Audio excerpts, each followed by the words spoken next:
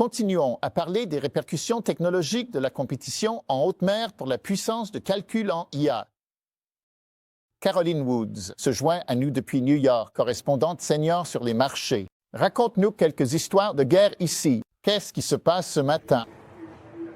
Salut. Oui, la haute mer cause moins de ravages sur certaines des grandes actions technologiques. On est presque à 1 heure de la séance de trading, y compris Meta. L'action est en baisse près de 7/10. En ce moment, on observe encore des pertes assez significatives pour des entreprises comme Nvidia et Broadcom. Donc, on surveille comment les actions réagissent. On commence aussi à entendre comment les entreprises avec des modèles de langage concurrents réagissent au LLM-R1 de DeepSeek. Selon les informations, Meta a déjà mis en place 4 salles de guerre pour analyser la technologie. 2 de ces salles seraient apparemment axées sur la façon dont le fonds spéculatif qui a créé DeepSeek a réussi à réduire les coûts d'entraînement. DeepSeek a entraîné ses modèles sur des puces Nvidia anciennes. Sur X, Elon Musk est. Désormais, certains sur X, dont Elon Musk, suggèrent que DeepSeek possède en fait les GPU haut de gamme de Nvidia, mais ils ne l'admettent tout simplement pas. Mais ce prix, de moins de 6 millions de dollars, se compare aux plus de 100 millions de dollars que ça coûte pour entraîner le dernier modèle derrière le ChatGPT d'OpenAI. Donc, les informations rapportent que Meta veut en fait utiliser ces techniques. Donc, ce sont les 2 premières salles de guerre. Maintenant, la 3e salle de guerre est axée sur les données que iFlyer a pu utiliser. DeepSeek a rendu R1 open source sous la licence MIT, et elle a aussi exposé ses méthodes dans 2 documents techniques détaillés. Donc, Meta est probablement en train d'analyser ça. 4e salle de guerre envisage de nouvelles techniques pour restructurer les modèles de Meta en fonction des caractéristiques des modèles de DeepSeek. Donc, tu peux voir la réaction de Meta juste ici. Les actions étaient plus basses ce matin, maintenant seulement en baisse environ 0,4%. Maintenant, nous devrions avoir plus de réactions de la part d'entreprises comme Meta. Mark Zuckerberg lors de la conférence téléphonique sur les résultats. Satya Nadella chez Microsoft. Je suppose qu'ils affrontent des questions lors des conférences cette semaine, car ils ont déjà promis de dépenser des milliards pour vraiment faire avancer leur modèle d'IA. C'est donc une histoire intéressante pour commencer la semaine et on va voir comment ça va se dérouler. Mais Nvidia est toujours en baisse de presque 13%, tandis que Meta s'approche de plus en plus de la ligne d'équilibre. Ouais, je veux dire, on dirait que le marché veut acheter la baisse. Et essaie de le faire. Et, tu sais, ces entreprises ne vont pas se laisser faire sans se battre. Alors, je sais pas, l'homme de confiance de l'année de Mark Zuckerberg, je suppose qu'on va voir ce qu'il a à dire. Présent, donner, entendre PDG. Alors, on va voir s'il va nous donner cette semaine. Ça pourrait être intéressant d'entendre quelques-uns de ces PDG sûrs. Plutôt directement au lieu de certains de ces rapports. Mais les rapports sont utiles, jusqu'à présent au moins. Tu sais, ça nous donnerait un peu de contexte sur comment ils réagissent. Donc, des salles de guerre sont mises en place, tu sais, et la compétition. On pourrait penser que ça améliore les choses, mais ça pourrait aussi nuire à certaines de ces évaluations si ce ne sont plus les seules sur le marché. Ouais, et je pense que le côté compétition n'est pas nécessairement si nouveau que ça. Par exemple, tu sais, ChatGPT a un peu perdu son avantage de premier arrivé, puisque tant d'autres entreprises ont en fait lancé leur propre grand modèle de langage. Mais je pense que, tu sais, le fait que tant de ses concurrents dépensent des milliards de dollars pour essayer de les créer. Et c'est une entreprise qui dit qu'ils peuvent le faire pour moins de 6 millions. Cela dit, il y a quelques réserves. Ça n'inclut pas le coût de la recherche et du développement. DeepSeek indique que les restrictions vers la Chine posent problème. Les contrôles d'exportation ou les restrictions vers la Chine créent des problèmes pour l'entreprise.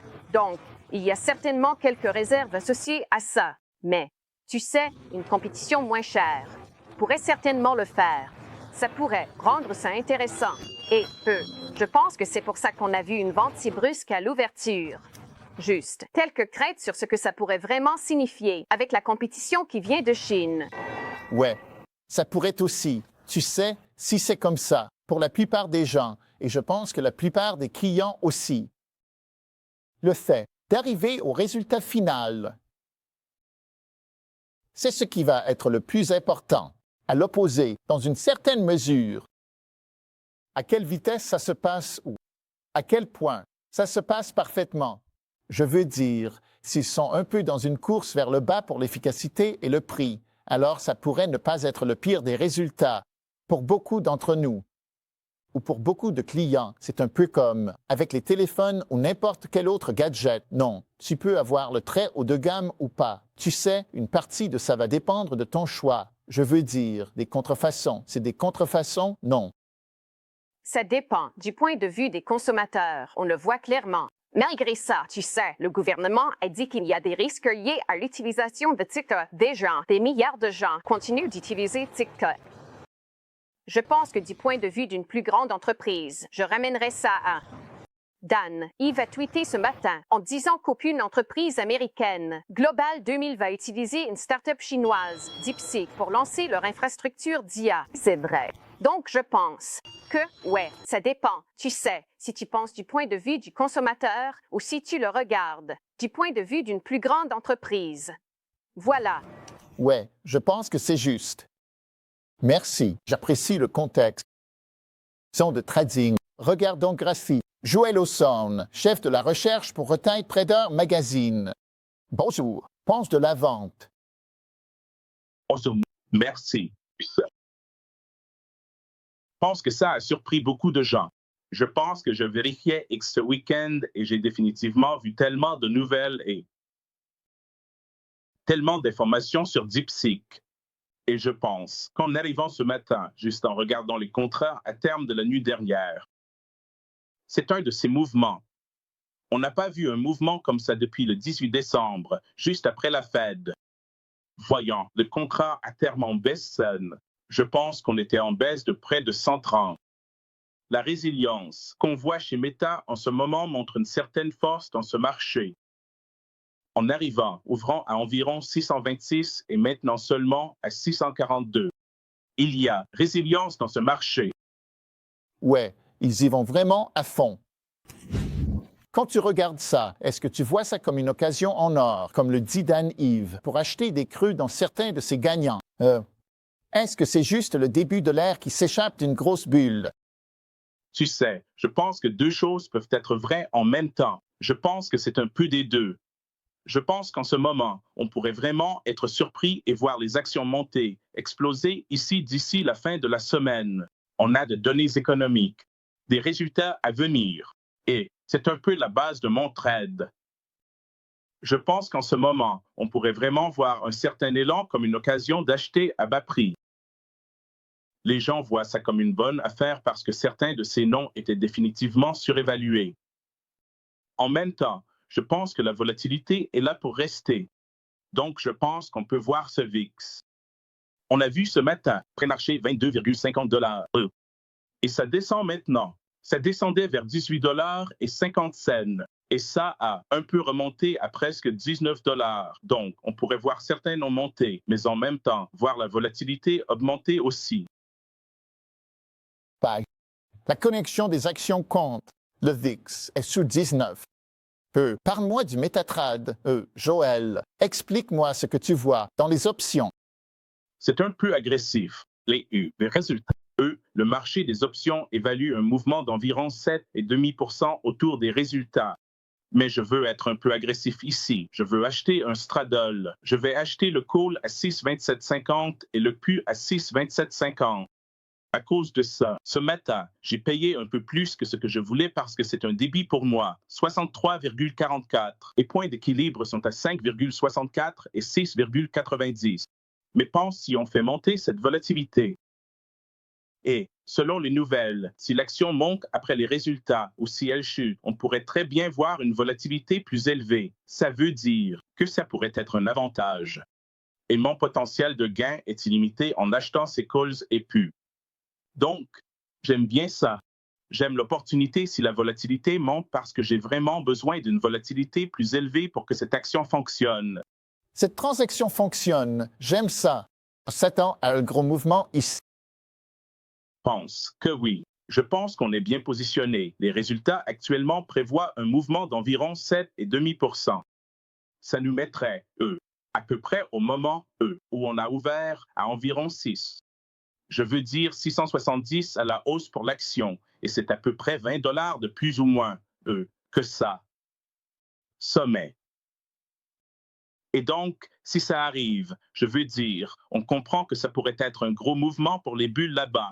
Et ça change la narration de la peur qu'on a entendue ce week-end pour Meta et certains de ses autres noms en particulier. Mais en même temps, gardons à l'esprit qu'on n'est pas encore sorti du bois. On a encore la Fed cette semaine. On a encore beaucoup d'autres noms qui pourraient vraiment faire baisser cette action, ce qui veut dire que la volatilité va monter si on n'a plus de pression à l'avant.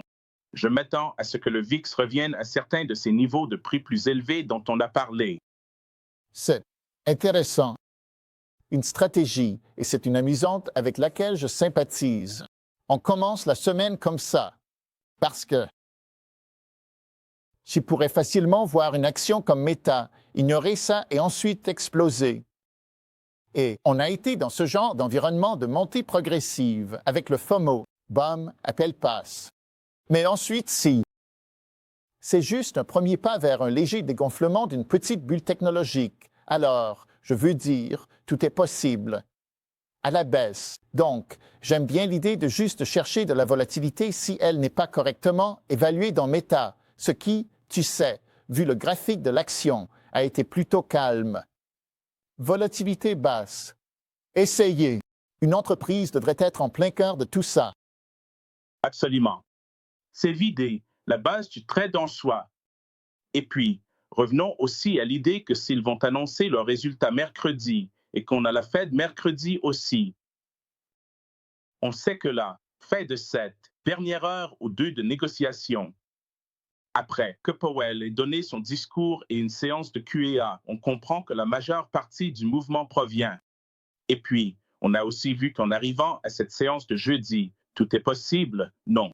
Nous allons rester rivés sur les contrats à terme pendant la nuit, avant la séance de jeudi matin. Et puis, nous aussi, les hebdomadaires expireront ce vendredi-là. Cette semaine va donc être une période cruciale pour beaucoup de ces noms et nous verrons quel type de suivi se produit après beaucoup de ces événements. Et c'est vraiment pour ça que je joue ça. Je suis sûr que je ne vais pas garder ce trade jusqu'à l'expiration en février, mais juste le mouvement anticipé. Mais, juste ce mouvement que j'anticipe ici. On va voir ce qui se passe. Aime le trade. Merci. Cherche action dans Meta. Joël Ossorne, RTM, acheter un call, acheter un plus gros mouvement.